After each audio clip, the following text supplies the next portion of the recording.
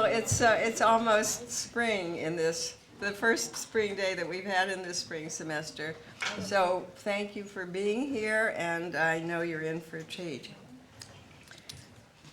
Today we turn our attention to a part of the world that has indeed caught the attention of the rest of the world.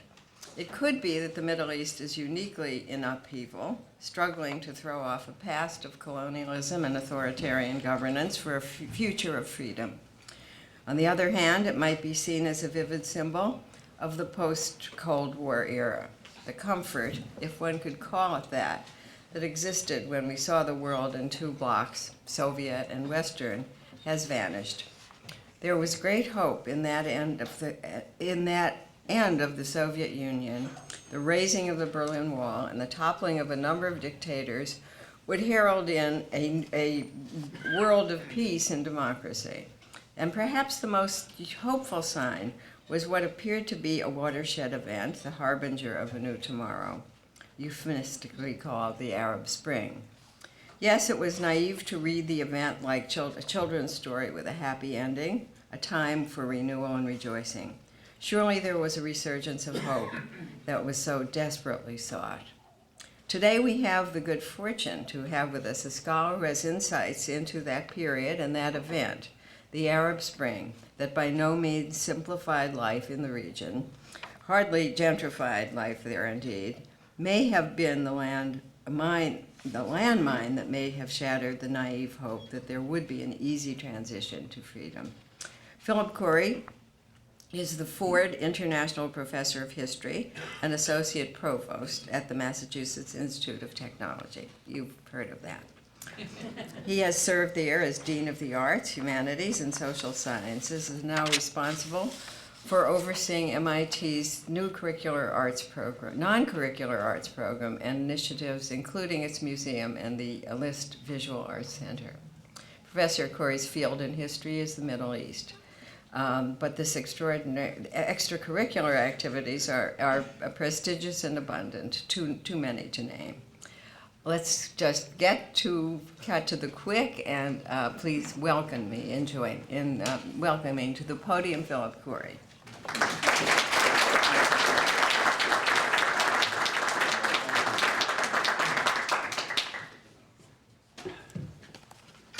Thank you very much, Sandra. It's a pleasure to be here talking in this forum.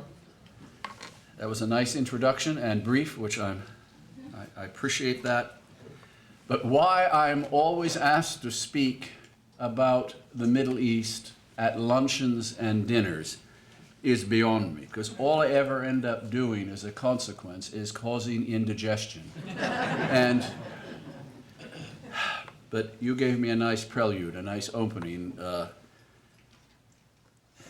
about all of this. So the first thing I want to do is tell you that before the Arab Spring that started at the end of 2010, I was deeply pessimistic about the future of the Arab world.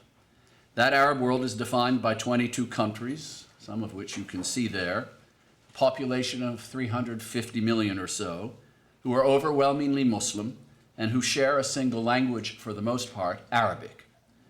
I had long discounted the possibility that the overwhelming autocratic Arab regimes might collapse because the few times such mass movements had reared their heads in the past, they failed to unseat these regimes or achieve the kinds of reforms they were seeking.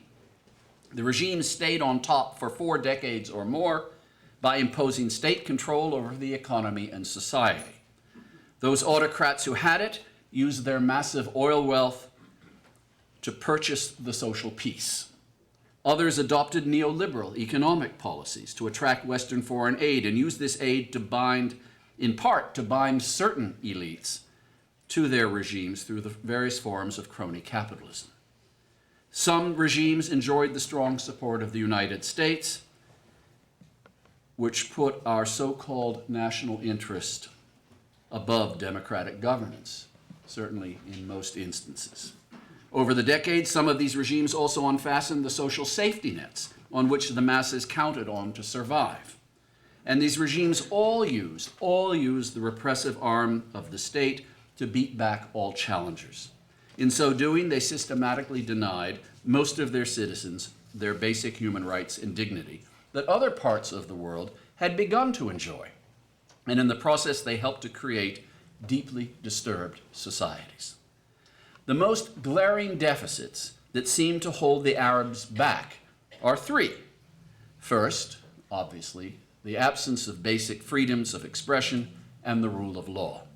Second, a very weak educational system from kindergarten through university and a retrograde scientific research establishment. And third is the low status women are accorded in society. These three glaring deficits, which United Nations commissions have pointed to time and again, I'm not inventing them from whole cloth or anything, of course, distribute themselves unevenly across the region. Clearly, the Arab regime's failure over half a century to create significant prosperity, coupled with mounting demographic pressures and escalating basic food prices, eventually worked against them. Historians will be debating for years to come why the Arab Spring didn't occur much earlier than just a few years ago. It's really a paradox, that of highly unpopular regimes successfully imposing more than 4 decades of relative stability over such deeply disturbed societies, which expressed their disturbances through their humiliation and resentment at the failure of their regimes to advance their futures. Now, once the Arab Spring erupted, I revised my thinking and started calling myself a PES optimist. That's someone who at one and the same time is both pessimistic and optimistic. And I did that briefly. On the optimist side of the pessimist ledger, and Sandra pointed to this in her remarks beginning, I was genuinely encouraged by the fact that across the Arab world, ordinary citizens demonstrated tremendous personal and moral courage and self-sacrifice in rising up against the brute force, the fear, the deception, the corrupt patronage that their rulers exhibited. Political culture across the Arab world seemed to be changing in ways not seen in the last century, that is, in the 20th. And I think that is worth something, regardless of how events look, yes, even today. But the pessimist in me told me something else. As a historian, I was reminded that revolutionary movements usually require considerable time to play out, and often the outcome can be a frightening one. 4 years after the French, the Russian, the Chinese, and the Iranian revolutions, reigns of terror sapped much of the optimism that these revolutions first brought their peoples and the many others who were inspired by them. The pessimist in me tells me that instability has been heightened across the Arab world with no end in sight, and that some of the very institutions that bolstered the Arab autocrats for so long, mainly the repressive institutions of their toppled regimes, are still mostly in place. The Israeli-Palestinian imbroglio is just as messy and unresolved as ever, as the Gaza war last summer demonstrated. Complicating everything, of course, is the war for Syria, which has been an enormous disaster for the Syrian people, and it is causing large spillover effects all around that country. And I can't discount the enormous, rather pernicious role Iran, a non-Arab country, is playing in the region, in Iraq, in Syria, and in Lebanon. And there are perceived and perhaps real threats that Iran has created by its nuclear policy, not only to Israel, but also to the Gulf, and especially to Saudi Arabia, which is competing with Iran for which country will be the dominant Islamic power in the Middle East. The historic Sunnite-Shiite divide, Sunni-Shi'i divide within Islam, which from its start, back in early days of Islam, was a political and ideological schism, not a religious schism, has reared its ugly head across the region. The pessimist in me also frets over the future of the religious and ethnic minorities, Christians, Yazidis, Kurds, others. Already minorities have been subjected to particularly ugly assaults in Iraq, Syria, Egypt, most recently in Libya. And my pessimism only deepened when I realized that the international community was unwilling to try to rein in some of the Middle East's worst excesses. Instead, Russian policy is directly helping to stoke the fires in Syria, and U.S. influence has been greatly diminished in the region. U.S. policy itself has been fundamentally in a withdrawal mode, as we know, owing to the tragic results of our military interventions in Iraq and also in Afghanistan, which is not an Arab country. I'm increasingly pessimistic about what I am witnessing in the Arab world today, because it is now quite clear, at least to me, that the foreseeable Arab future will not likely be decided by those who launched the uprisings, the Arab Spring. The secular, liberal, young people who courageously rose up to finally challenge the legitimacy of their autocratic regimes just don't have the organizational strength and social influence to contend, especially with the Islamists. And let's face it, the language and moral code of Islam are very attractive to large numbers in the Arab world, in all the varieties that we know of that great religion.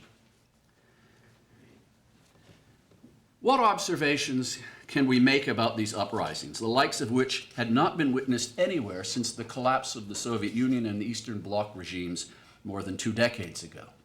First, the Arab uprisings were not sparked by the military or by foreign interventions, and nor were they led by revolutionaries with a clear vision or program. Second, the Islamic political movements we've heard so much about, like the Muslim Brotherhood and the more militant Salafis, joined these protests late. The Islamists waited to see which way the winds were blowing, and then they jumped in. They appear to be reaping the benefits of these uprisings that they didn't initiate, though, as we will see, they did suffer a very serious reversal of fortune 2 years ago in Egypt. Third, while the uprisings seemed spontaneous, and were to a great extent spontaneous, we need to recognize that there were a whole lot of folks in these countries who had for years been agitating against their autocratic leaders behind the scenes, and at times publicly. Labor unions, farming communities, high school and university students, Islamic societies, women's organizations, others. My fourth observation is that while the first uprisings in Tunisia and Egypt back in December 2010 and January 2011 were not particularly violent, and both regimes fell quickly thanks to the army's support of the protesters, those uprisings that came afterwards quickly became very violent and took much longer to resolve themselves, if resolution is what we can even call it. I'm thinking of Libya, where it took massive NATO air raids to help topple the Gaddafi regime, and Syria, where the Assad regime continues to survive. My fifth and last observation is that all the major uprisings that overthrew long-standing autocratic rulers took place in Arab republics, not in Arab monarchies. The monarchy in Bahrain almost became the exception, but Saudi military intervention to protect the ruling dynasty there saved the day, at least for a while.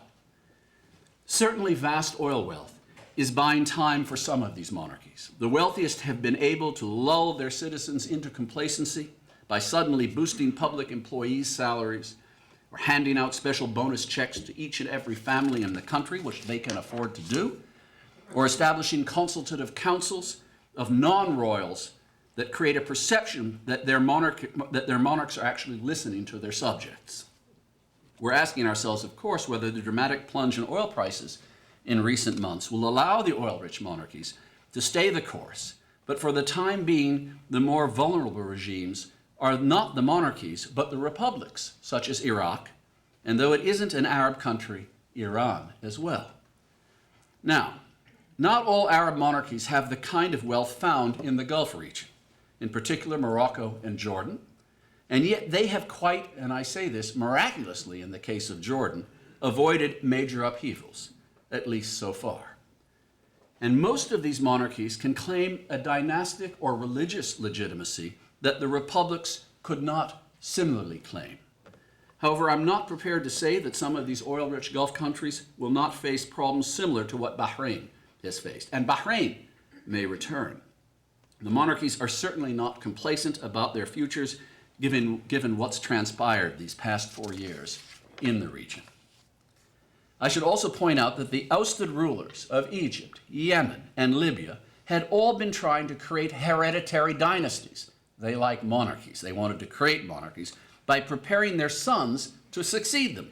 that is, before they were overthrown. Together, these three autocrats had ruled for over 100 years, if you can believe it, in these three countries, when you add it all together. In Syria, the Assads, father and son, have ruled that country for 45 years, though perhaps not as firmly these past 3 or 4 years. Where is the Arab Spring today? Well, there isn't much good news to report. Tunisia is the only country to have so far made the transition to a kind of working democracy, one with only a partial Islamic coloration. But it's still highly fragile. Meanwhile, Libya is deeply fragmented, with lots of battles raging there along tribal and regional lines, and ISIS, which I'll come to in a moment, has already infiltrated. Yemen resembles Libya, and Yemen and Libya are comparatively recent weak states, geographically fragmented and divided. Neither had unified armies, and their autocrats had not built up sufficiently strong institutions, preferring to run these states as personal fiefdoms. Yemen is facing both tribal and regional fragmentation, with the added problem of religious sectarianism.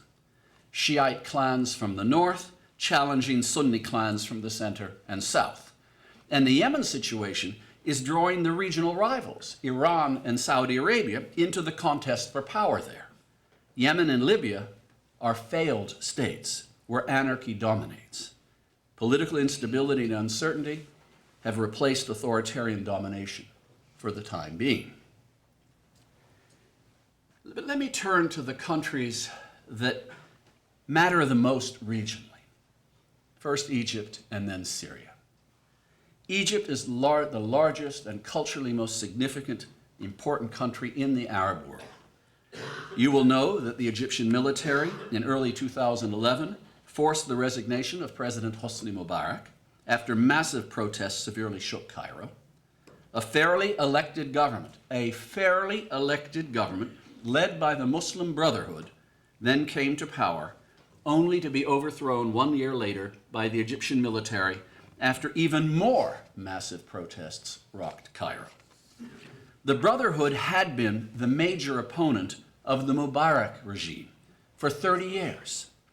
The field marshal who led the overthrow of the Muslim Brotherhood government of President Morsi, the Muslim Brotherhood leader, then decided to shed his military uniform and run for president, and won easily. He became Egypt's third president in less than 4 years. If you go back some 57 years, 3 presidents before that divided 57 years among themselves. So rapid turnover.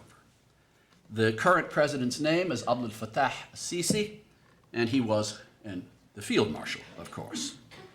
Morsi and the Muslim Brotherhood leadership, now overthrown, are in prison, and thousands of followers are there too. Many others have been killed or exiled. Why was the first fairly elected government in Egypt's history, and you can't think really of a country with a longer history, overthrown after just 1 year in office? Well, I don't think it was because the Muslim Brotherhood government was trying to establish an Islamic state governed by Islamic law, which it was trying to do. I don't think that's the real reason. I think there are more plausible reasons. One is that the Brotherhood was remarkably inept at governing. Like many Islamic parties in the Arab world, they have been much more successful in opposition and in creating social welfare than they have been in governing. Their understanding of modern economics is flimsy at best, and under the Morsi government, bread shortages became ubiquitous. The Egyptian people's staple from time immemorial is cheap bread, and that government failed to keep the price down on bread, and the overall economy started to tank quickly. Another reason was that from day one in office, the Morsi regime, the Muslim Brotherhood regime, began to systematically undermine the democratic process that brought this regime to power in the first place in the summer of 2012.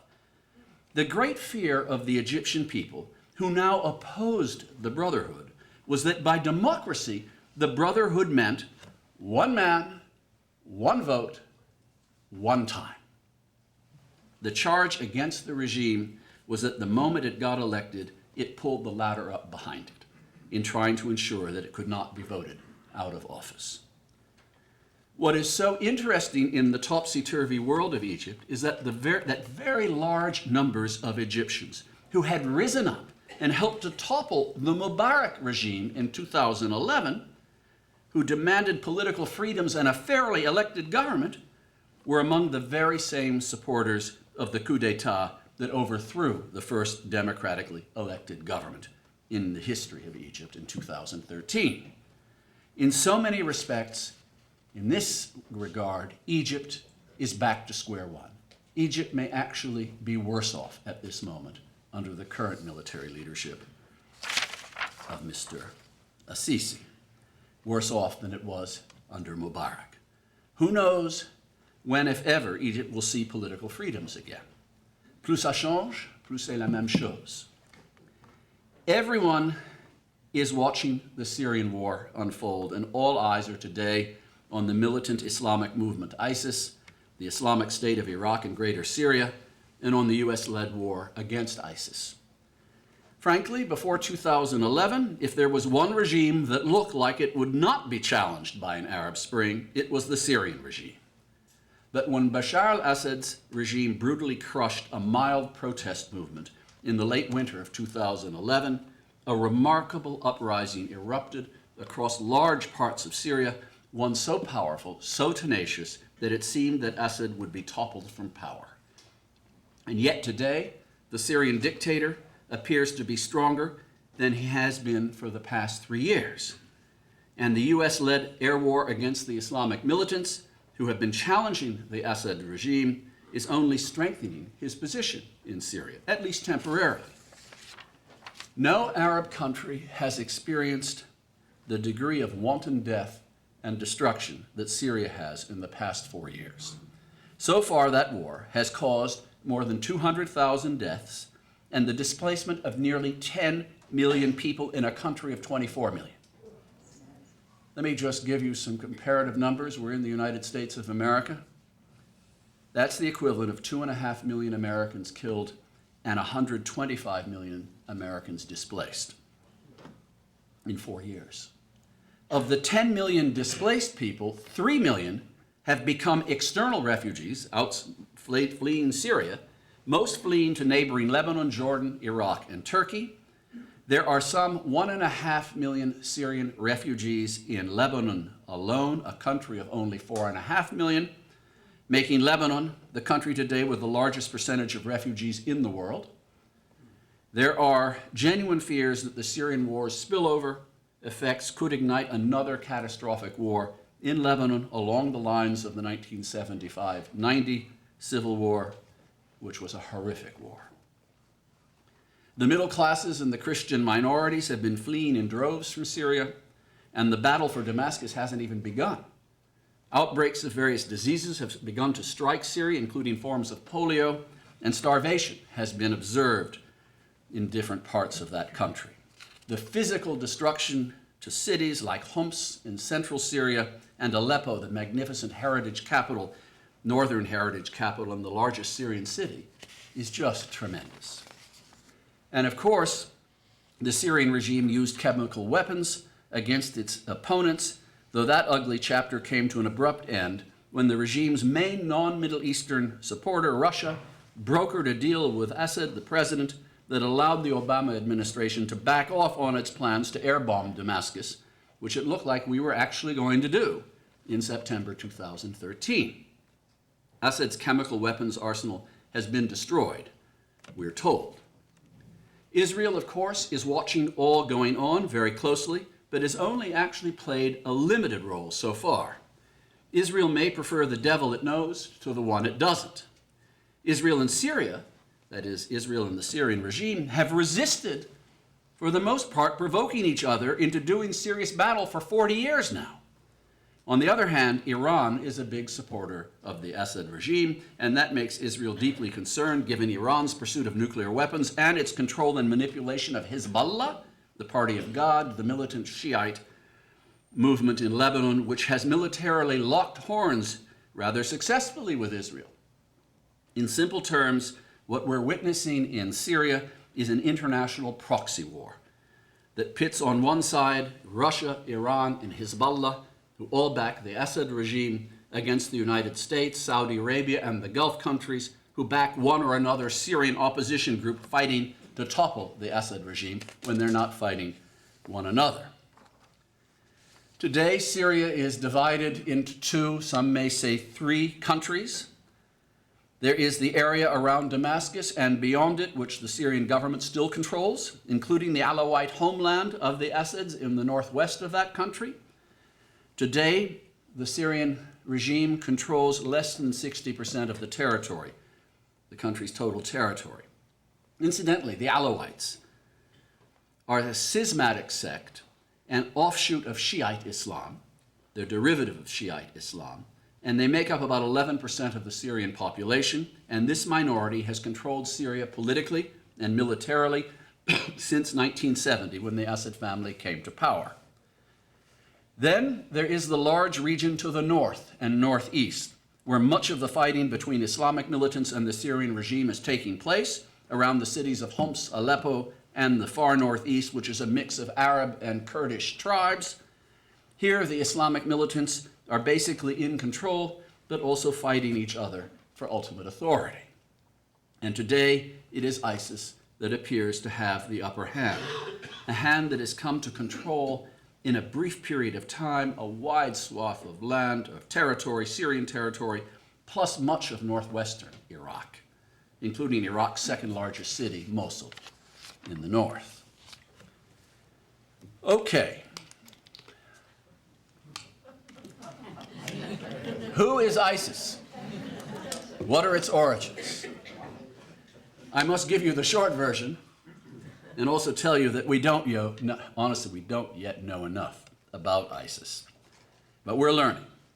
ISIS is led by a megalomaniacal Sunni Muslim religious figure who holds a PhD in Islamic studies from the Islamic University of Baghdad. I would say the MIT of Baghdad. He is named Abu Bakr al-Baghdadi. He claims to be the new caliph of Islam, the Khalifa, with desires to have his caliphate stretch from Turkey to Morocco, over which he wants to impose the value system found in the early 8th century in the Islamic world at the time of the first caliphate. He spent time incarcerated in a U.S. prison in Iraq after 2003, incidentally. ISIS's rise benefited from several enablers.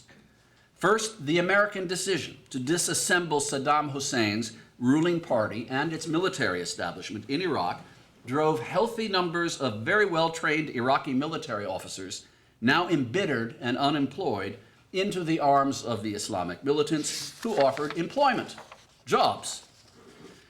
ISIS also benefited from the persecution of the Sunni Muslim minority of Iraq. Sunnis are a minority in Iraq. In much of the Arab world, they're the majority, but not in Iraq. That minority in Iraq felt much persecuted by the American-backed Iraqi government of the then Prime Minister Nouri al-Maliki. When the Obama administration withdrew our military forces from Iraq in late 2011, the administration, rather foolishly or naively, thought that the Maliki government would behave in some neutral fashion. This proved hardly the case. ISIS, which is a radical Sunni movement, appeared to rise up to protect Sunni Muslims of Iraq from their persecution by the Shiite-led Iraqi army, which the United States had built up and trained between 2003 and 2011. ISIS in Iraq also benefited from the decline of the Al-Qaeda branch in that country, where the top leadership was eliminated by U.S. intelligence, manipulating Arab tribes to help them out on this, and it worked. Okay, that's ISIS in Iraq, but how did ISIS develop in Syria? Here, its first big enabler was the Assad regime itself. Assad feared that after the U.S. military toppled Saddam's government in 2003, the U.S. military would next focus its sight on Syria. so that began to recruit Islamic militants from within Syria and from around the Arab world to Syria, where they were then funneled into Iraq to try to upset US military efforts there. In this way, Assad rid himself of homegrown Islamic militants, and he also tried to discourage US forces from targeting Syria and his regime. But when the Arab Spring erupted in Syria in 2011, the United States was soon to withdraw completely by then, some of these same Islamic militants in Iraq, with the US now exiting, began to flood back into Syria to take on their former patron, the Assad regime, for which they had no loyalty whatsoever and which they actually despised because it was a secular regime supported by a minority population, the Alawites. Militant Sunni Arabs of the ISIS variety view Alawites as the worst kind of Shiite worst kind of Shiite Muslims. Iranians would rank right there with them. The Saudis and Qataris are in the Gulf and the wealthiest country on earth per capita, had by then taken over the financial and weapons support that allowed these Islamic militants to turn against the Assad regime. Today, ISIS may have as many as 30,000 armed militants operating in Syria and Iraq. A good number came to ISIS from all over the Arab world and also from the West. The highest number actually come from Tunisia, followed by Saudi Arabia, Russia, Jordan, Morocco, France, Lebanon, Germany, and the United Kingdom, in that order, at least up until very recently. Most got into Syria by crossing the Turkish border with the complicity of the Turkish government, which has also been a major enabler of ISIS. These battle-tested Islamic militant fighters could eventually return to their countries to take up the fight against their own governments, both in the wider Middle East and maybe even in Europe. And this can only mean trouble. Today, ISIS controls a territory across northern Syria and Iraq that is approaching, not quite there yet, approaching the size of Texas. It has done its most damage to the Kurdish minorities in Syria and Iraq and to religious minorities like the Yazidis and Christians. Its operatives can also be found in Lebanon, and that country is naturally fragile given its confessional makeup and refugee inundation. Let me quote one source on why ISIS has been as successful as it has in such a short period of time. It is ISIS's combination of strategic patience, the ability to design and direct complex military operations simultaneously in Syria and Iraq, and hybrid warfare that fuses terrorism and insurgent techniques with conventional fighting. Its aggression, speed, firepower, and readiness to take casualties, combined with the well-publicized savagery that waits anyone taken captive, terrorizes defenders into flight. Captures some of what ISIS is about. ISIS funds itself by capturing Iraq and Syrian oil refineries and selling this oil on the black market locally and to Turkey. And it has been making more than $1 million a day. Some estimates say maybe as much as $3 million a day from these sales. It robs banks and commandeers whatever it wants in the territories it controls. It lives largely off the weaponry it captures in battle, and it's done quite well, in Iraq in particular, including American weaponry from the days of the US occupation. In terms of its ability to handle complex military warfare and logistics and new social media, ISIS appears to be benefiting from the ex-Iraqi army officers whom the US military, kind of stripped of their positions after 2003, and whom ISIS subsequently recruited, and from the Westerners, many with technical know-how, who are flooding in to work with and for ISIS.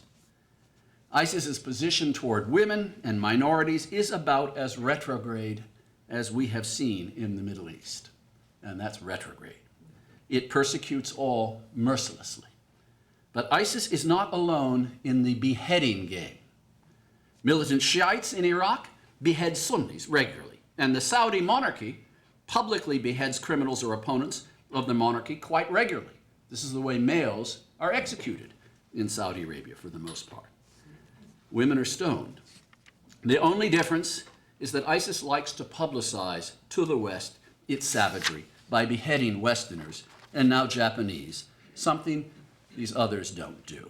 And ISIS has a special desire, as I said, to eliminate Shiites and Iranians who are overwhelmingly Shiite. That is, Shiites from the Arab world and Iranians. How is ISIS different from Al-Qaeda? You all remember Al-Qaeda. It has its origins in Al-Qaeda in Iraq, but ISIS is internally focused on the Middle East region, whereas Al-Qaeda earned its stripes and reputation by terrorizing the West and other parts of the world. Also, ISIS is focused on state building in the heart of the Arab world, something Al-Qaeda has never been all that interested in doing. Some say that its state building via the caliphate may prove to be ISIS's ultimate undoing, because its mobility will now become restricted, making it easier to hunt it down and destroy it. Someone said maybe we should think of ISIS as Al-Qaeda 2.0. I should add that in addition to the US and Turkey, ISIS has two other major enablers, Iran and Saudi Arabia. Iran is focused on imposing its hegemony over Iraq with its majority Shiite population. Iran is an entirely Shiite country. It has a lot of influence on the Iraqi government in Baghdad. Iran is also the Assad regime's closest foreign ally, and Iran is the main source of support and control of Hezbollah in Lebanon. Iran's efforts to build a Shiite crescent across Iraq, Syria, and Lebanon, and further threatens the Sunni populations in these countries. The threat of Iran gives ISIS increasingly greater credibility as a bulwark against Iranian Shiite expansionism. Meanwhile, Saudi Arabia has been funding and arming the various militant Sunni Islamic groupings in Iraq and Syria, and most recently ISIS, to halt the spread of Iranian influence. And the radical puritanical Salafist Wahhabism of Saudi Arabia is the inspiration for so many of the Islamic militant organizations, and especially Al-Qaeda and ISIS, that have grown up all over the Arab world in the past 2 decades. As long as these organizations don't threaten the Saudi monarchy domestically, the monarchy encourages them to run wild outside the country, or at least has up until quite recently. Saudi Arabia and Iran are locked in a dangerous ideological battle cast in terms of Sunni versus Shiite Islam, which is much more, honestly, about political and economic power than it is about religious doctrine. Neither regional power has so far been able to get the upper hand in this rivalry. It's possible that Iran will face some loss in its leverage with the precipitous fall in oil prices in recent months. Tehran is certainly feeling the pinch much more than Riyadh, which of course has enormous reserves and seems to be in control in spite of the dropping oil prices, which are now climbing back up slowly for a while. The porous borders between Iraq, Syria, and Turkey, not to mention Lebanon, suggests that the illogical state system that the European powers erected at the end of World War I, nearly 100 years ago, is eroding before our very eyes. The big question is, how will the geopolitical landscape of the Middle East be refashioned by the wars we're witnessing across the region? The ISIS caliphate could be a major new step in the unification of the Sunni Arab heartland in Iraq and Syria. One could also imagine an Iranian-influenced Shiite state in central and southern Iraq with Baghdad as its capital. The US may still back an independent Kurdish state in northeastern Iraq with ties to the Kurds in Syria and maybe even to those in Turkey. The Assad regime, or the Assads themselves, may be forced to fall back on the historic Alawite homeland from where they come, in northwestern Syria, perhaps with ties to the Damascus region. Such reconfigurations could well come about as Syria, and very possibly Iraq, join Yemen and Libya as truly failed states. The region's map is being redrawn before our very eyes. So far, I think ISIS owes its success to how well it has taken advantage of the policies of its various external enablers, the US, Iran, Saudi Arabia, and Turkey principally. But it is also as The Economist just wrote this past week, observed, it owes some of its success certainly to how well it has managed to manipulate tribal alliances in Iraq and Syria, the ruthless force it applies to all territories it takes over, and the war economy mainly based on the exploitation of oil refineries and black market trading. Those three factors around all the enabling that's going on seem to give it its leverage. Okay, let me offer some concluding thoughts. First, I'm back to being deeply pessimistic about the Arab future in the Middle East in general, if you couldn't tell. I see a long Arab winter, much as mine in Boston has been, ahead. Tunisia is the only country that appears, for the moment at least, to be living out the Arab Spring's original goal of achieving the rule of law at the expense of authoritarian rule. Tunisia in North Africa. But I somehow doubt that Tunisia will become the poster child for the region. If Egypt were Tunisia, I might be a bit more optimistic, because Egypt has enormous influence in the region. Tunisia simply doesn't. It may just be a one-off, a good one-off, but a one-off. The only glimmer of hope, and it's not much to go on, is the fact that so far this new era of political protest that spread with the Arab Spring continues. People wish to exercise their rights to protest, and they do so, and that didn't happen before the Arab Spring. We call this phenomenon the Arab street. Of course, some groups are doing more than protest, and for the most part, they're the ones that send chills down our spines. The future, I admit, looks very bleak, but political conditions are too fluid, too unsettled to predict what the region will end up looking like, okay? And anyway, we historians have enough trouble predicting the past, let alone the future. And I don't kid you there. I don't think the heavy US and allied aerial bombardment of Syria and Iraq is going to eliminate ISIS or other radical Islamic organizations easily. It will definitely damage them, and probably already has.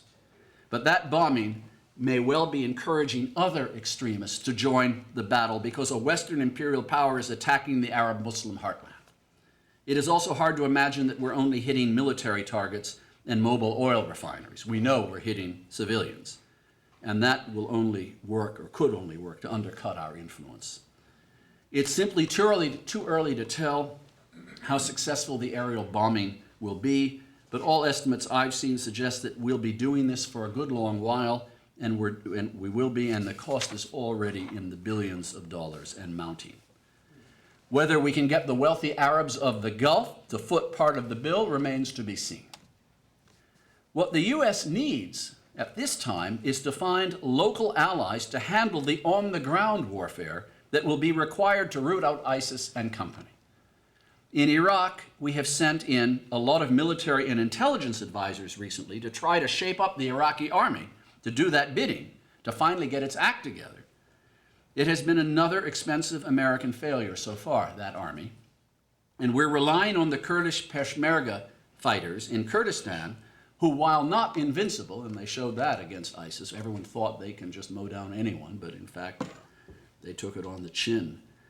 Certainly, they've benefited from our aerial bombardment, and they're back in the action in northern Iraq these past 6 months. It'll be very hard for us to bomb large cities, and especially Mosul, which ISIS controls, so we need ground forces to fight that fight. Whether the US military will reoccupy Iraq remains to be seen. I think there's a lot of opposition still in this country to that, but I wouldn't count it out. In Syria, our problems are considerably greater than in Iraq because we don't have any obvious local allies. The moderate Syrian rebels who formed the Free Syrian Army and who initiated the rebellion against the Assad regime in 2011 have proven so far feeble. And the extremist Islamist rebels are the ones we're trying to crush.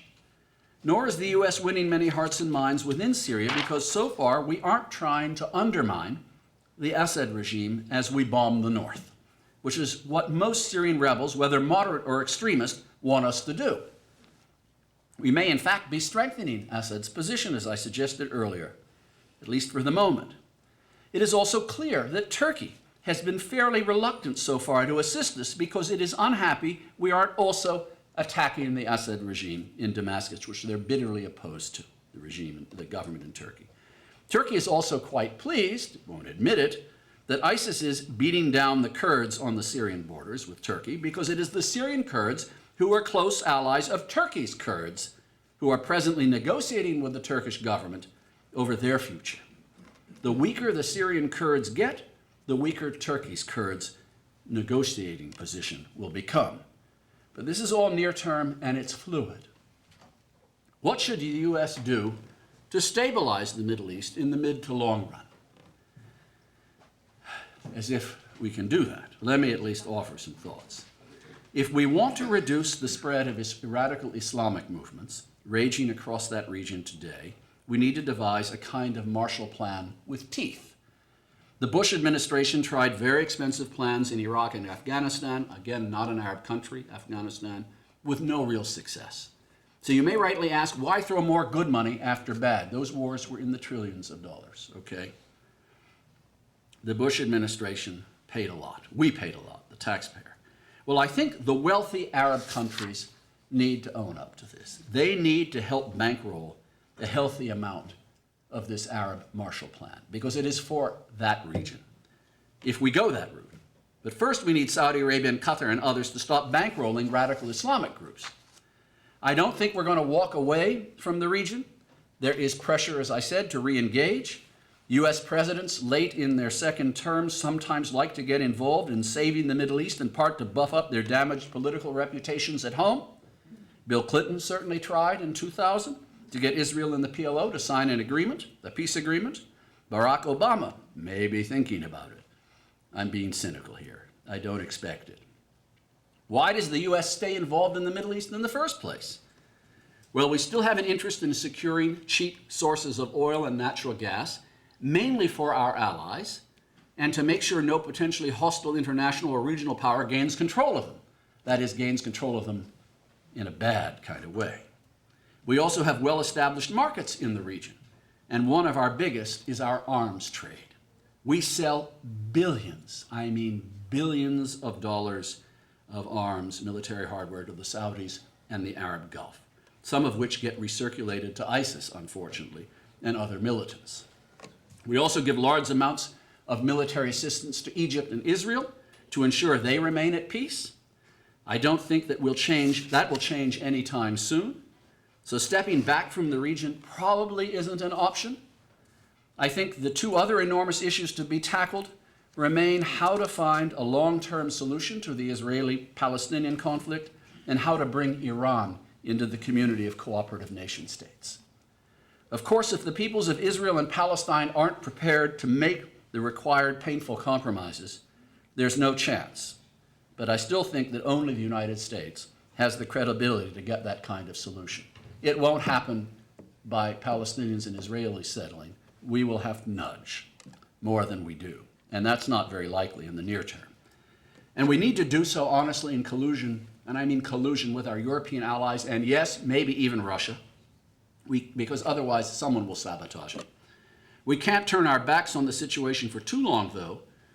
There are some forces in Washington, who have suggested, why not step back from this conflict? Let others look for solutions, as was the case with Norway in the early 1990s with the Oslo Accords, which alas did not play out, but looked like the first real breakthrough. You may recall the Oslo Accords. The first step in getting Iran into the tent is a nuclear arms agreement, an agreement that obliges Iran to limit its uranium enrichment and the acquisition of certain technologies, and to accept constant, unannounced inspections.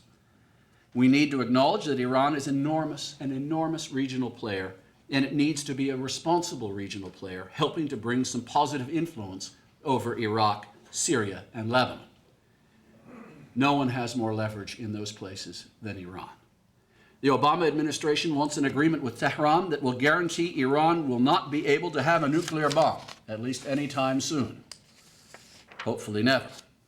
It seems to me that a great deal is dependent on domestic Iranian politics and power struggles within Iran, given that the Obama administration has clearly declared it's going for an agreement if it can get one. It's hard to reverse 35 years of Tehran chanting death to the American Satan. We have to see where those pressure points in Iran are to get us to a settlement, an agreement. Saudi Arabia has to do the same with its spheres of influence among the Sunni Muslim populations in the region. Neither Saudi Arabia nor Iran has exhibited the kind of responsibility required. Above all, we and our allies in the region need to invest in redoing the entire education system in the Arab world. Modern education, which can blend local culture, including religious culture, and secularism, is the main long-run antidote to radical militant Islamism or any other kind of militant religious activity. This should be the cornerstone of any Arab Marshall Plan. I said for the mid to long run. The Arab world and the wider Middle East are far behind the curve when it comes to new, innovative, bold thinking. It offers that region some of the most interesting but also most complex, messy problems available on Earth. And it needs to find solutions to those problems. And if that were to begin to happen, I could happily become a pes-optimist again. Thank you.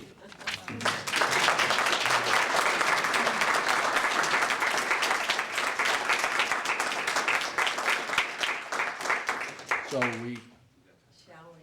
Questions on please. Yes, ma'am. How did ISIS get into Mali? Well, so it's not that ISIS itself, it's what happens is organizations that are Islamic militant organizations, right, pledge allegiance to ISIS, okay? And it's not that ISIS is, operating everywhere, though it would like to. It is mainly operating in Iraq and Syria, but it is building alliances in Libya, Mali, elsewhere, wherever it can reach. And it's not only ISIS operating.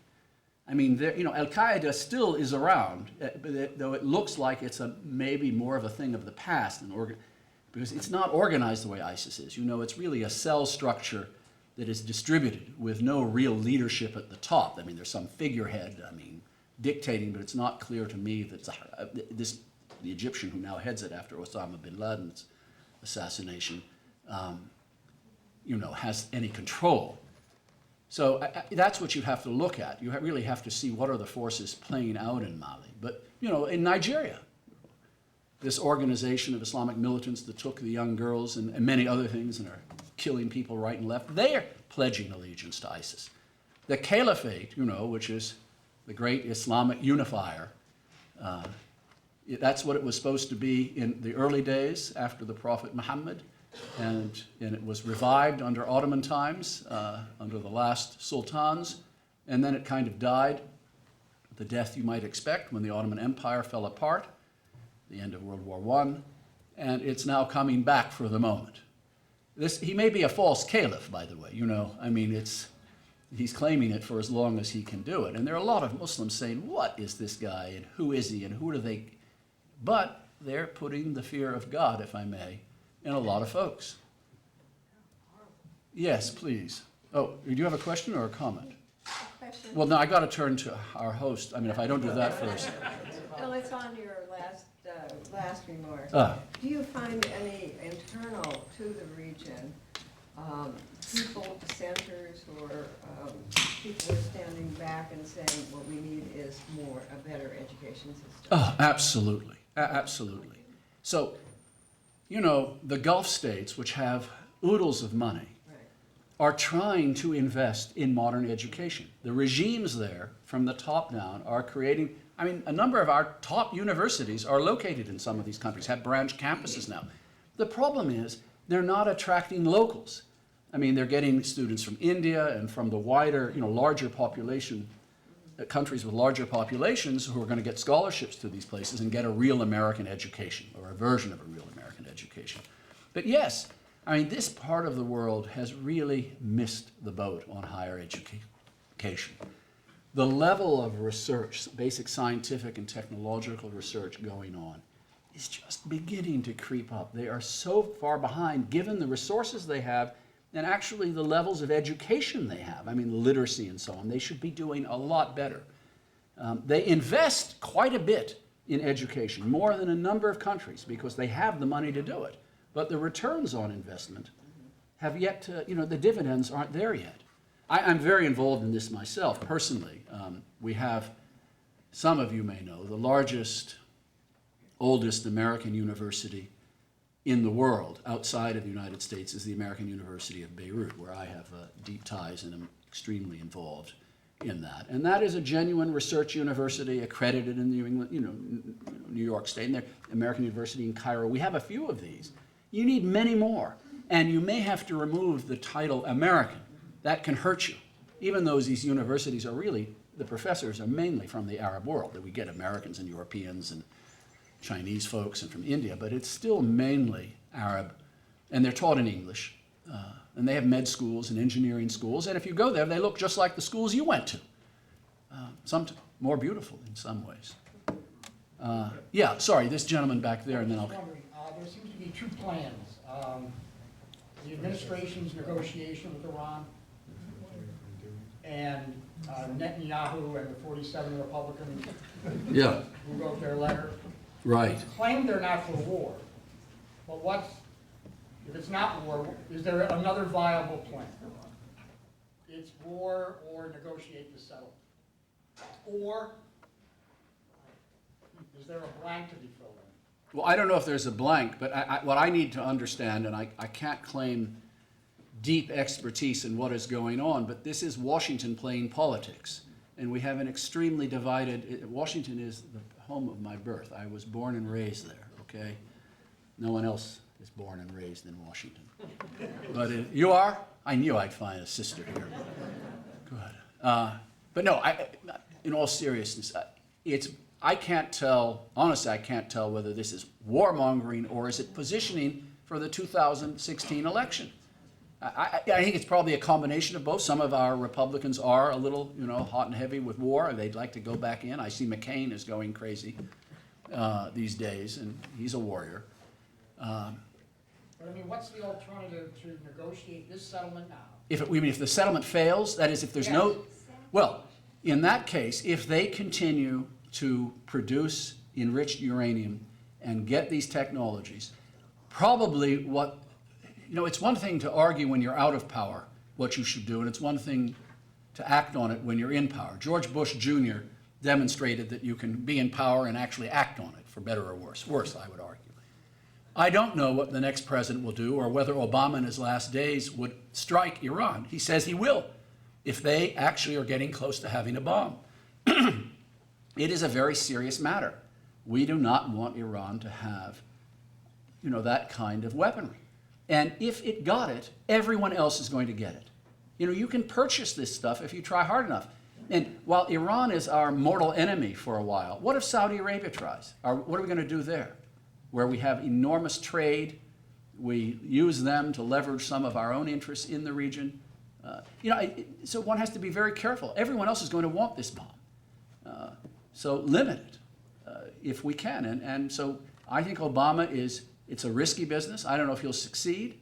I hear, I talk to a lot of folks who think they're in the know, and may be, but I think they've got to play it out and see where it goes. It'd be very disappointing if they just killed it right now.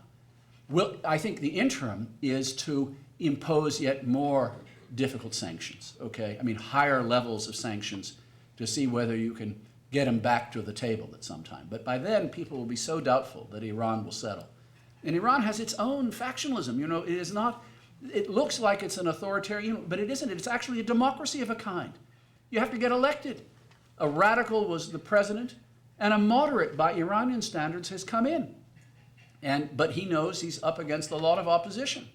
And the Velayat al-Faqih, the leader, the Islamic leader of the country, Khamenei, in the end he has, I understand it, he and the few around him have ultimate say in what they'll do. But they're watching things very closely. Obviously, they didn't like what Netanyahu was doing, but I'm sure some radicals were very happy about it in Iran. Very extreme, who don't want a settlement with the United States.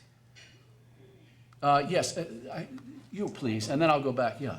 Yes, you saying that the differences between the Sunnis and the Shiites are not essentially religious. What are those ideological differences? Well, it's territory, it's who controls what. I mean, it's fighting, they're all Muslims, by the way. Yeah. They believe in the same creed, as it were. They have variations, I mean, there are theological disputes, but within Shiite Islam there are, and within Sunni Islam. So so Sunni religious leaders have historically had more autonomy in society than Sunni leaders, who have been long ago co-opted by these governments, okay, and who are more manipulable.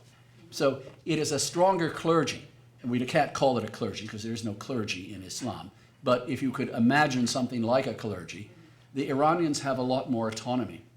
Shiites do in their own traditions. So that's more of an ideological, political difference. But it isn't really a schismatic movement on on religious grounds. It is the fact that Iran is overwhelmingly Shiite, and it is not an Arab country, and you've got to look at nationalism. Iran is fiercely nationalistic, and in the Arab world, there is also some fierce nationalism. So I consider that political and ideological.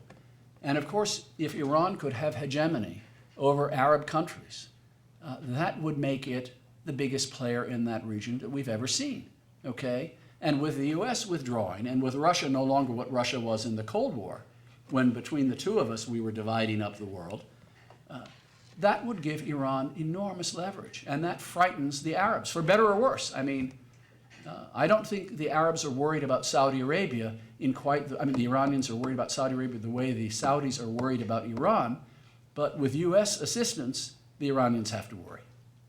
I mean, if Saudi Arabia were out on its own. I don't know if that helps, but that's all I meant, really. It's a power struggle. It is a power struggle. It often is. I mean, we're in the modern world. Even if these people don't look modern to you, they are. They are. Yes, please. Yes, this is a follow-up question to the one that this gentleman asked. Of course, Prime Minister Netanyahu came here and said, the enemy of our enemy is our enemy. And of course, in part, he was talking about Iran. The Ayatollah Khomeini, of course, who has said, we want to wipe Israel off the map, we want to annihilate them. Do you believe that if we get the agreement, and I hope we do, that they will keep it? Or, as in the past, will they not keep it? Will they keep our inspectors away from the sites where they want to go, all of the sites where they may well be bringing the bomb to completion?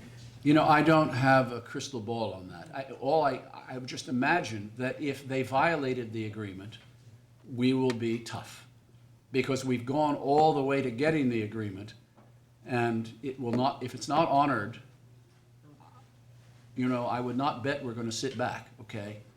My concern is that Will they dishonor it? I can't tell you. yeah, well, based on history, of course, the IAEA has gone to various sites. Yes. Parchin might be one of them, and they said, you're not getting in here. And then the result of that was that we go back to the bargaining table rather than do something more direct that might, in fact, help us to understand whether or not, to know whether or not they really are developing that bomb. Yeah, I mean, guess that back to the negotiating table means more time for them to do whatever they're doing behind closed doors. and it's possible they could get the bomb. And then Netanyahu is thinking, how soon will they use it against Right. us? And of course, against us with the ICBMs that they're developing. Right, that's what they have. They have. You know, it's one thing to build the bomb; it's another to deliver it. And so, my guess, from what I understand, not my guess, but just reading the literature, suggests it will take some time for them to get to that position. And what we're trying to do is cut that off at the knees. And but look, politically, this is an important thing, but it's not a standalone thing. If we got an agreement and they honor the agreement, and with our watchdog efforts, international efforts, but we would be overseeing that, I'm sure, involved in it, it means that we might be able to pull them back to a friendlier table. Okay, that's the aim. Otherwise, we would have blown, you know, the place apart. But we know we can't do that very easily. So that's, I think, the only really positive way to look at it, from my perspective, is you get this agreement and you're gambling. It's risky for sure, but you might be able to draw them. What we do know about opinion polling is that vast numbers of Iranians want to be with America, okay? They like us. They may not know us because they've been cut off from us, but what they do know through the internet and all that, tells them, look, better this kind of society for all our foibles and flaws than what we've got. That makes it very hard. There is pressure in that country. It is not a monolith. It could become monolithic as a consequence of all this, back to a more earlier Khamenei or a Khomeini. Yes, back in, yeah. Yes, how important and how effective are our efforts to dissuade youngsters from going to ISIS? I know there are efforts, the Times this morning, the 3 young girls, women, I don't know what age they are, that went to Syria but weren't going to join ISIS. I mean, I don't know what we're doing. Of course, we're trying to put pressure on Turkey, to tighten up on the borders. But as you know, warfare is going on those borders, and we're bombing on those borders. So I don't know what you tighten up. But governments are definitely trying to do something about it. How successful will it be in this global world? I just don't know. I don't have that kind of expertise, and the FBI and the Sûreté Générale or whatever need to look at this kind of stuff. Please. Will China have any involvement in this? No. China's already involved, and it has good ties with Iran. Okay, it needs oil, China does, and so it has really quite good ties with Iran. It can sell arms to Iran. Russia is not the only place in town that can do that. It's got a modern industry, and they're a fighting force. So yes, I mean, Iran wants to be a player. I mean, it is the new other superpower, right, on this earth. And people say it's the power of the 21st century and that we're slipping and they're gaining. It's not clear to me. We may be slipping. I'm not sure they're gaining as fast as everyone thinks. But yes, they're definitely a player. And they're also a player in some of these sub-Saharan African countries where they've invested very heavily in mining and railroad building and the like. So they want a piece of the action. Yes, please. My question is with demographics in these countries, you haven't touched upon, but most of these countries are opposite of what we are in the Western world. They're young, we're aging, and that goes to your point with education, why it's so important. That's right. But at the same time, a lot of these countries have high unemployment rates very young, going 20–30%. Absolutely right. Which is a breeding pool for ISIS and these terrorist groups. So how do you see demographics playing into the future here in the Middle East? Well, I gave a general talk, but how can I argue with you? You have 60% of the Arab world is under 20, okay? Enormous percentage of the population. 20 to 30% unemployment, even higher in some parts. I mean, I'm just giving you, an average. As you said, this is why I think if you can't use education as a vehicle, and it's going to take time to get this introduced. We've not been successful so far. We're in a losing battle with these kind of folks for a while. Or the only way to win the battle is to go to war, which we'd prefer not to do, because it's very costly and there's no guarantees it we'll win. I mean, we went in and knocked out Saddam quite handily, didn't we? But would we call Iraq a success story? There are those who wish Saddam were back in power, not because they loved him, but at least the place was stable. And we had sanctions, of course, against that regime. I'm not defending Saddam, don't get me wrong. Yeah, please, sir. Or ma'am. Oh, your second time, okay. Yeah, sorry. It's all right, recidivism's good. We kind of skirted Russia. I mean, he's the third part. Yeah. Where is he in all of this? Oh, well, first of all, they're still very tightly woven in with the Syrian regime, okay? They have relations with Iran. They share, a long border as well. So they're definitely players. The Russians have always been players, and the Russians worry more than anyone. I mean, the United States is here. We're pretty far away from that region, right? The Chinese are equally far away. The Russians share borders with these countries. And we've seen Islamic militants and others, you know, operate within Russia and its former republics. So yes, and Russia has one, you know, source of wealth, real wealth, right? What? What was that? Did someone say? What? Yeah, oil and gas, right. And so they not. It's not that they're going to sell to this area, but they want to pick up any business they can when it's been interrupted. And their economy just, you know, wavers. I mean, it oscillates because of the way oil prices go, right? And gas prices. They're very, very vulnerable. Yes. How are you? As someone who foresaw the emergence of political Islam decades ago, I worked at Cassandra. How did political Islam gain ideological hegemony over nationalism, socialism, ideologies that cut across sectarian religious lines a lot better than the Islamic loyalties do? And what was the role of the United States in subverting, opposing Arab nationalists like Nasser in Egypt, Mossadegh in Iran, and demise of Arab nationalism or Arab socialism? Yeah, in the era of the Cold War, we at first were with Nasser, you'll recall, and then we went another route. So, I mean, why political Islam? So for much of the 20th century, really up until the 1970s and 80s, Islam, political Islam, as we know it today, in all its varieties, was a backseat driver in that region. It was not where the action was. For young people, for governments, Arab nationalism, which was a very, secular nationalism. It may have been informed by some Islamic thinking, but it was principally secular.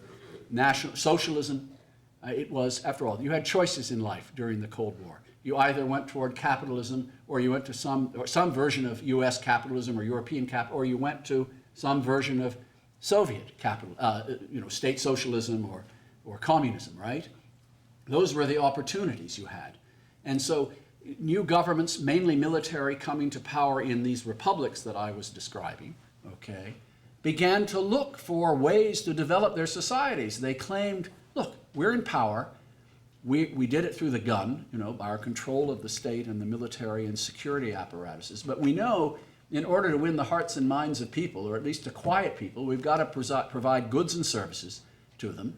We also have to stand up as nationalists and say, we're defending the patrimony, and that means we'll fight with Israel and get our land back for the Arab world. That was a big issue, and governments used that and manipulated that idea.